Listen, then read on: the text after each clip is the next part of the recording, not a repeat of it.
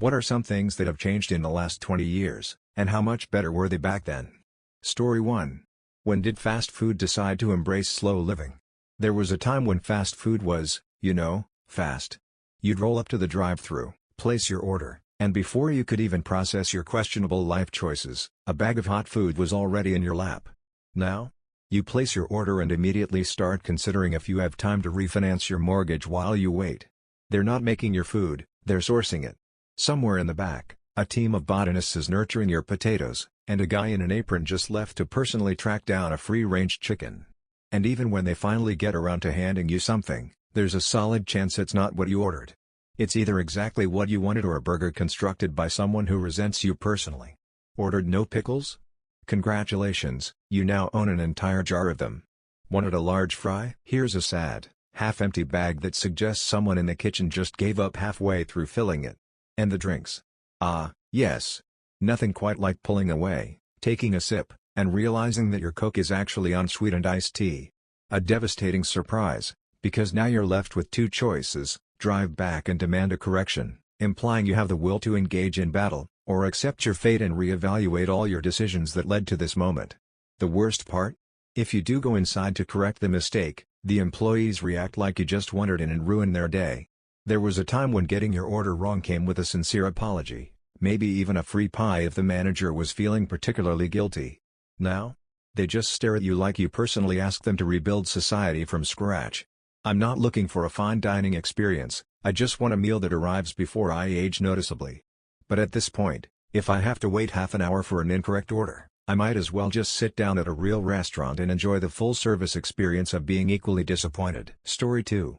Small talk used to be normal, now it's like walking into an interview. Remember the good old days when small talk was just a normal thing? You'd be stuck in the slowest grocery line in history, and you could look to the person next to you and go, "Geez, one register, huh?" And boom, they'd hit you with a knowing chuckle, maybe even toss in a complaint about how the store's rearranging everything just to mess with us. It was casual, it was human, it was like being in a cozy little bubble of shared frustration. But today? Try opening your mouth and it's like you've just loudly confessed to embezzling from the company. People look at you like you just farted in their face. You'll get a one-word response or, if you're lucky, a full-on, eyes glued to the phone session while they pretend you don't exist. God forbid you try to make eye contact, suddenly you're the weirdo. I get it, some people are shy, some are socially allergic, but let's be real, we've all collectively agreed that eye contact is the enemy. The only folks still brave enough to strike up small talk are either over 60 or annoyingly optimistic, like they're trying to start a social revolution. Meanwhile, the rest of us just exist in our personal little bubbles, speaking to strangers only when absolutely necessary, like when the self-checkout machine goes full Karen and starts yelling at us. Ironically, with the internet supposedly making us more connected, real-life chats have gone the way of Blockbuster. We've swapped casual conversation for a nationwide game of Avoid the Human. Honestly, I miss the days when I could get a fake laugh over my terrible weather joke. Those were the days. Story 3. Hanging out used to be spontaneous, now it's like planning a wedding. Remember when hanging out with friends was easy? You'd just call them up, or better yet, show up at their house like an unhinged wild animal, no questions asked. If they were home, cool, you hung out. If not, you tried again later, no biggie. No scheduling, no endless text chains that made you feel like a job interview, no let me check my calendar nonsense. You wanted to see someone? Boom, you saw them. Now? Trying to make plans feels like you're organizing a TED Talk. You text a friend about hanging out, and suddenly they're checking their availability like they're booking a flight to Paris. I might be free 3 Thursdays from now, but let me check my dog's schedule, and I'll get back to you.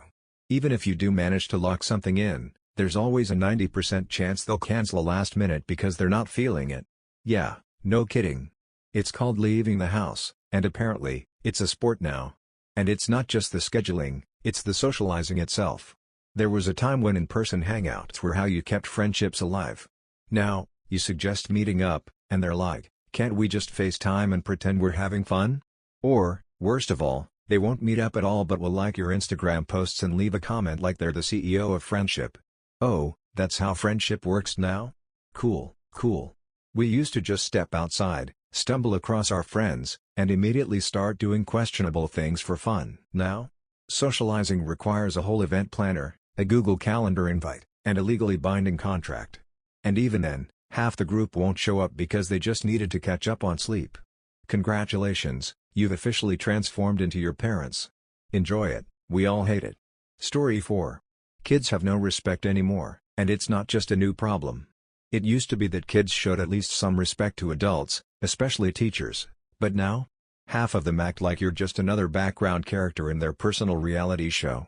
As a substitute teacher, I've seen it all: kids talking back, refusing to listen, and treating authority figures like they're a Wi-Fi connection that's just slightly too slow for their liking. And sure, some of this isn't new. Even Socrates was complaining about kids being disrespectful back in 400 BC. Apparently, they loved luxury, had bad manners, and didn't rise when elders entered the room. So yeah, kids have been acting up for thousands of years. The difference is, back then, at least they weren't recording it for TikTok and roasting you in the comment section.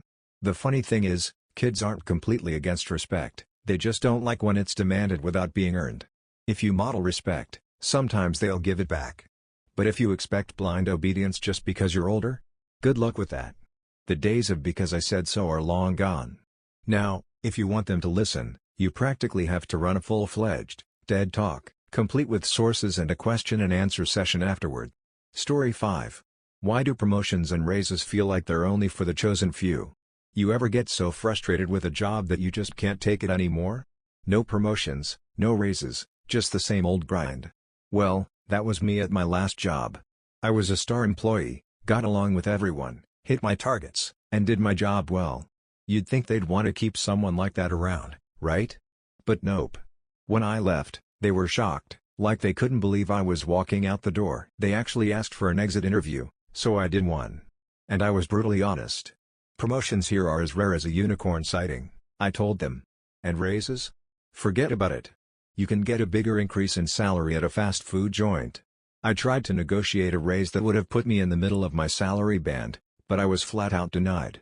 So, naturally, I asked, what's the incentive for me to go above and beyond if I'm just going to be stuck at the bottom of the pay scale?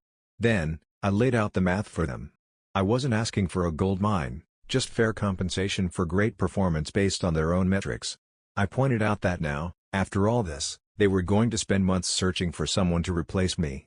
They were going to take forever getting the new person up to speed, at least 8 months of lost productivity. You'd think they'd want to avoid that, right? But they had no response. This wasn't even my first job like this. My first 2 jobs treated me the same way. It's mind-blowing how hard it is to get rewarded for doing a good job when it's actually cheaper for companies to keep employees around than it is to hire someone new. But hey, what do I know? I'm just the one doing all the work. Story 6. The disappearance of old-school video rental stores, the worst part of streaming. Can we talk about how infuriating it is that video rental stores are basically extinct now? I mean, I used to spend hours at the local Blockbuster, like it was my second home. Browsing the aisles, picking out movies, that was the experience. It wasn't just about renting a film, it was an event. You'd show up with friends, ready to argue over which movie to pick, maybe get into a heated debate about who picked the worst one, and definitely grab a few snacks on the way out. It was a whole vibe. Now? It's all about streaming, and that little bit of magic is gone. You just scroll through an endless list of titles that all look the same, with no real excitement or anticipation. And don't get me started on the suggested section, it's like, yeah, I really need Netflix to tell me what I should be watching. Story 7. The disappearance of toys in cereal, a tragic loss for humanity. Remember when getting a toy in your cereal was the highlight of your day? It wasn't just about the cereal, it was about the anticipation. You'd open the box, and there it was, usually at the top, taunting you with its plastic wonder. It didn't matter that the toy was inevitably something that would break after 30 seconds of play. It was a toy, and it was in your cereal. That was the pinnacle of childhood. Now? Nothing. No toys, no excitement, just cereal and whatever sad promise they throw on the back of the box, like a free app you'll never use. At some point, they decided that kids probably didn't need toys. Because apparently we care more about the taste and nutritional value of breakfast now. And I get it. Nothing says fun like a bowl of sugar-coated oats with no plastic distractions. At first, they put the toy inside the bag. Because that's definitely going to work out well. You couldn't even see the thing, so the thrill of discovery was gone. Then, they just gave up and took it out altogether. I'm left with nothing but disappointment and a sudden awareness that breakfast is somehow more boring than I remember. It wasn't the toys themselves, really. They were often ridiculous and completely unrelated to the cereal theme. I mean, a plastic whistle in a box of Frosted Flakes? Who thought that was a good idea? But it was something, and that's what made it special. Now, it's just a metaphor for life, no surprises, no fun, just the endless grind of adulthood. Thanks for nothing, cereal companies. Story 8. The support local myth in gentrified Midwestern towns. You ever hear the phrase support local and think, okay, but I'd rather not have to take out a loan for a tank top? Welcome to the modern-day Midwestern dilemma, where local businesses are more about boutique than mom and pop. It's like walking into a clothing store and seeing a plain tank top for $50 and wondering if it's made from the finest cotton known to humanity, or if it's just overpriced fabric that won't even last through the first wash. But hey, it's local, so I guess that makes it worth it, right? Local pharmacies? Sure, they exist, but good luck finding anything you need. If you're searching for anything beyond Band-Aids and some cough syrup, you're out of luck. You'll get a friendly nod from the staff, and then they'll tell you their selection consists of the 3 least popular cold medications from the 1990s. Want decent shampoo? You're better off getting the same quality from a gas station for half the price. The hours? Don't even think about it. After 3 p.m., they might as well shut down for inventory, because you won't be able to find a soul behind the counter. And the local grocery store? Let's just say you can't even find a loaf of regular bread without mortgaging your house. Want a bag of flour? That'll be a $30 organic, gluten-free, wheat-free, good for your soul version. Great for anyone trying to live a healthy, gentrified dream, but not so ideal for someone just trying to make a sandwich. And when you finally make the decision to actually support local and head over there, you're faced with their hours, which are basically designed to ruin your day. Open until 5 p.m.? A rare treat. Open on weekends for just a few hours to make you feel like you're a part of some exclusive club? Even rarer. They act more like a tourist attraction than an everyday business, and you're the one who's left wondering why you can't just get a loaf of bread without feeling like you're on a scavenger hunt for the rich and famous. Story 9. Saturday morning cartoons, the sacred ritual that's gone with the wind. Saturday mornings used to be an event. Like, it was the event. You'd wake up early, sometimes even before your parents, because cartoons weren't going to wait for you. The living room was your throne, your cereal bowl was your crown, and the TV was the portal to a world of animated adventures. You had your lineup ready: Looney Tunes, Scooby-Doo, and the Teenage Mutant Ninja Turtles. You'd switch channels, just to make sure you weren't missing anything important. If a commercial came on, you'd sit through it like a soldier in battle, eyes fixed on the screen, praying for the next cartoon to come. It wasn't even about the endless reruns, each episode was a once-a-week treasure. And let's not forget the thrill of waiting for the next new episode, a rare gem in the sea of reruns. Now? My kids can watch everything right now. No anticipation. No planning. They have a whole buffet of shows at their fingertips 24/7. They don't know the sweet agony of waiting an entire week to see what happens next in their favorite show. It's like the thrill is gone. Sure, it's convenient, but where's the magic? When did we lose the simple joy of knowing Saturday morning meant cartoons and cereal? Now, Saturdays feel like just another day. What happened to those precious hours of childhood bliss?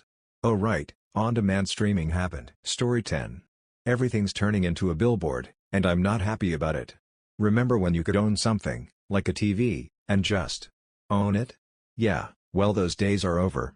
Now, if you've had your TV for 2 years, expect an update that magically turns your screensaver into a non-stop ad barrage. Oh, you want to skip the ads? Sure, just pay more for that privilege. And don't even get me started on the gas pumps. Now, while I'm pumping gas, there's a booming voice trying to sell me a new car or some weird app I'm never going to download. And apps? Remember when they were simple? Well, now the ones you've been using for years have suddenly discovered the revenue in ads. It's like, oh, you like this app? Great, now we'll shove ads in your face every time you try to open it. But the worst of them all? My Alexa Echo Show. I set it to just show me the time, but nope. Now it's a glorified ad display. Every time I turn it off, some update sneaks in and, surprise, more ads. It's like I live in a constant state of sponsored content. Oh, and don't even think about getting a Kindle anymore. Ads on a book device. You actually have to pay extra to not be bombarded by ads while trying to read. It's honestly starting to feel like I'm living in an episode of Black Mirror. Everywhere I go, there's an ad trying to suck the last bit of peace I have left. At this point, I feel like I'm being stalked by corporations, and I don't even know where the next ad is going to pop up. It's like I'm constantly being harassed for the little bit of money I actually have. The worst part? It's not even about the money. It's the feeling of being treated like cattle, not a person. Maybe it's just me, but the constant barrage of ads is starting to lower the quality of my life. I'm stressed enough already without the world screaming at me to buy something every 5 seconds. Story 11. People don't think anymore. It's like we all missed the memo. Critical thinking used to be the cool thing, right? You know, those deep, thoughtful conversations where people actually listened to each other and tried to see the bigger picture? Yeah, that's gone now. It's like people took a class on how to argue like you're on Twitter 101, and everyone passed with flying colors. Now, trying to have a normal conversation feels like you've wandered into a debate club where everyone just wants to win, not learn. And don't even get me started on black and white thinking. It's like if you're not 100% on someone's side, you might as well be their mortal enemy. There's no in between anymore. People can't handle nuance, it's either you're with me or you're wrong. No room for the idea that things might be a little more complicated. It's honestly like watching a bunch of kids argue over who ate the last cookie without ever considering that maybe it was just gone. At this point, I'd settle for a conversation where we just try to understand each other without anyone calling the other person a little potato. Is that too much to ask? It's exhausting, but hey, at least it's never boring. Story 12. The decline of reading more than 3 sentences. I'm an English teacher, and let me tell you, we've got a serious issue on our hands. It's not just the kids who don't want to read, they can't read. Well, not anything longer than a tweet. I'm talking about articles, essays, anything with more than, say, 300 words, and suddenly it's like I've asked them to solve a Rubik's Cube blindfolded. And the sad part? These aren't lazy students. A lot of them are great at everything else, speak 3 languages fluently, ace their math homework, but when it comes to reading, it's like they hit a wall. I've had students tell me straight up, I don't read. Except Instagram comments. Not even a blog post, not a YouTube description, just 4-sentence blurbs under someone's selfie. These kids aren't interested in reading anything longer than a paragraph, and when I ask them to tackle an article for reading comprehension, you'd think I asked them to climb Mount Everest in flip-flops. The scariest part? They honestly think they're going to be just fine. No biggie, they say, I'll just ask my AI assistant to summarize it for me. And maybe they're right. The real horror is that they might get away with it, at least for a while. But the consequences? They're going to be societal, and trust me, it's going to be a mess when everyone starts trying to make important decisions based on nothing but TikTok captions and 3-word replies. We've already got a generation who's better at scrolling than reading, and I'm starting to think we might be raising a bunch of highly educated adults who can't read a full paragraph without reaching for their phone. It's like society is becoming a giant meme, short, punchy, and just a little too much for real understanding. Story 13. Whatever happened to clowns? Seriously, when was the last time you saw a good old-fashioned clown with a red nose and shoes big enough to host a small family reunion? I used to do social work, and one of the guys I worked with absolutely loved clowns. Not the I'm going to haunt your nightmares type, but the classic, children's party, balloon animal making, pie-in-the-face clowns. So, naturally, we decided to find some clown stuff for him. Guess what? Clown memorabilia is harder to find than a needle in a haystack. Remember the good old days when clowns were everywhere?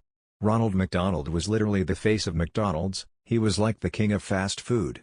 Bozo the Clown was still going strong on TV, Lynette was teaching kids on TV, and you couldn't go to a birthday party without some clown juggling balloons like it was a normal Tuesday. The Shriners were even rolling around in their tiny cars, making us all laugh at parades. Now? The only clowns you see are the ones who'll show up to your dreams and give you a lecture on existential dread. They're either terrifying you in horror movies or popping up in creepy killer clown viral videos. It's like one bad remake of it and a few viral clown sightings turned the entire clown community into an endangered species. Honestly, it's pretty sad. I mean, sure, clowns are a little goofy, but they were part of the fabric of childhood, right? Now, you'd be lucky if you could even find a clown willing to show up at your birthday party without first asking if it's okay if they juggle chainsaws. Whatever happened to clowns? They got replaced by horror movie villains and TikTok memes, and I, for one, miss them. Where's the love for the balloon animal making, pie throwing, slapstick comedy clowns of yore? Story 14. The concept of decades and why we don't have them anymore. Alright, hear me out, decades. You remember them, right? Back when time was nice and simple? When someone said the 80s, you instantly pictured neon colors, big hair, And a lot of questionable fashion choices.